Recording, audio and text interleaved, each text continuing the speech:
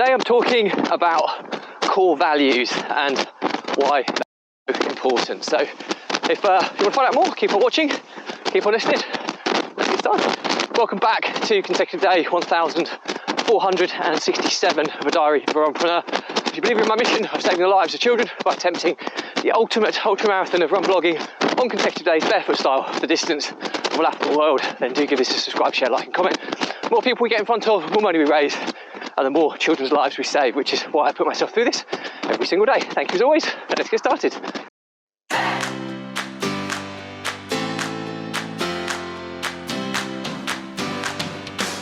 So, consecutive day 1067 of a diary of a Runpreneur.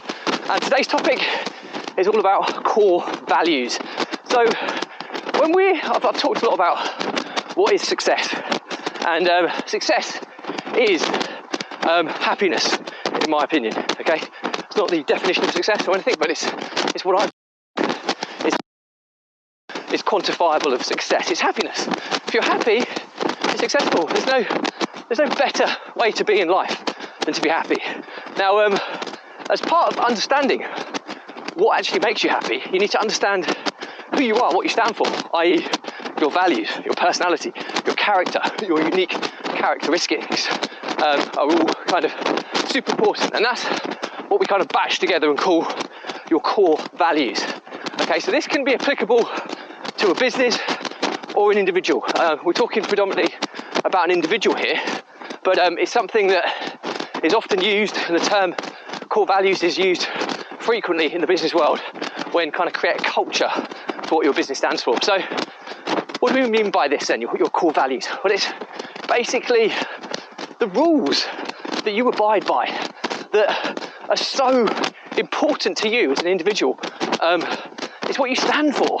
It's who you are, what makes you you. Now, there will be kind of core values that are replicated by other people, but by the set should be pretty unique to you. And you know, when we're talking core values, how many should you have? Well, some people say 3 to 7. So you can go probably as high as 12 to 15. It'll all depend on what those core values are and how many that are really, really important to you. I would say the more you go, the more diluted they become. So less is often more, and it certainly applies in this instance. But some examples of core values could be always keep the utmost level of integrity and honesty. Okay, that would be quite a lot of people's, because it's a lot of people trust and integrity is very, very high on so many people's agenda. So that will be one, I'm sure, on so many people's agenda, including mine. So honesty and integrity would be an example. It could be show kindness and compassion. The more kind of specific you are with them, these are quite kind of broad. If you can be a little bit more specific, they can become more kind of focused and more kind of concentrated and more kind of impactful. But if you're struggling to do it, you know, it's better to have a broader core value than no core values. And another phrase that somebody once said, a really good phrase, it was actually James Ashford, and he said, he's a very successful entrepreneur, and he said version 1 is better than version none. And I love that phrase. You can come back and change these up as you grow and evolve as a person, but so better to have a set of core values than none, even though you might kind of come back and review them every so often and make changes. So really, really important to have some than not have any at all. So I think we use kindness and compassion could be a really, really important one. Another one could be try and help somebody in need every day. That could be a core value. It could be one of mine could be run every day because it helps my mental health and well-being, and also will hopefully contribute to saving the lives of others. So it's going to be unique to you. So you can go really kind of quite niche, or you can go really broad and wide, like honesty, integrity, kindness, compassion. But what do you stand for as a person? And the scary thing is, a lot of people don't really understand this. And I think in a different episode, I talk about the life value areas of life based on Dr. John D. Martini's the the values factor, talking about the different value areas of life to help you understand what's important to you and who you are as a person. But this is kind of an add-on to that. The kind of values factor will help you identify categories that are integral and important in your world, and then your core values should be the next phase or kind of on from that.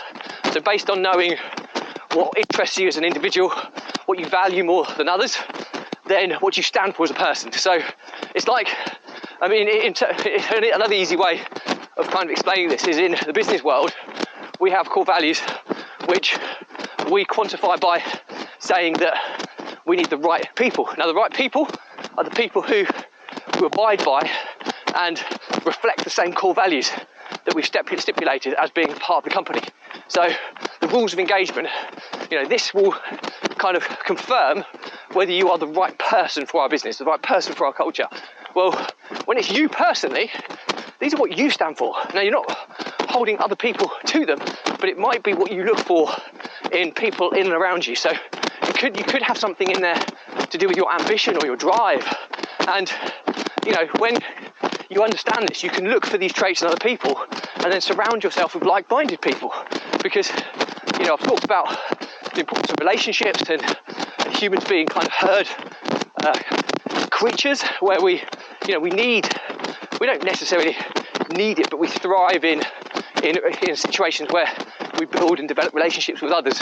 Now, you can get good relationships and bad relationships, and understanding your core values will allow you to try and align yourself with people that are similar in their kind of makeup or belief set to you, which means that they're going to be supportive of who you are and who you stand for, and they're going to create a positive environment for you.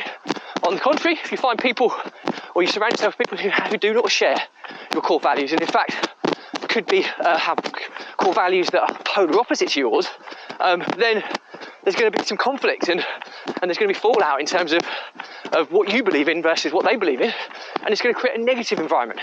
And several people have said over the years that the 5 people you spend the most time with have the biggest impact on your life. They'll either push you forward or they'll pull you back. So you need to make that decision whether you want to be surrounded by like-minded, positive people that are going to push you forward and support you, or people who are not like you and are negative, are going to question your kind of soul, question your values, and question who you are as a person, which is going to create a kind of a negative environment. So the learnings from my diary today are core values are what your kind of rules of engagement, what you stand for, what you abide by, your standards in life. They're so important to you. They're not often incredibly unique to you. They're your kind of the characteristics that make you up. And it's really, really important that you create a list of core values, because it helps you understand who you are and it helps you determine who you want to be around, which is also incredibly important.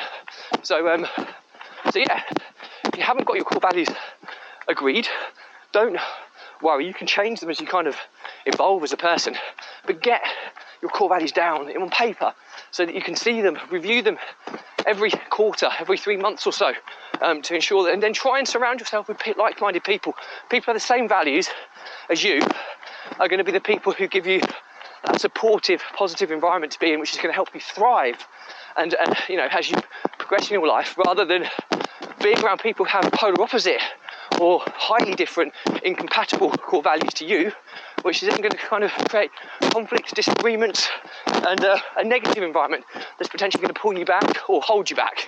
So, core values are so important. If you don't know what yours are, just sit down, think long and hard what you stand for as a person.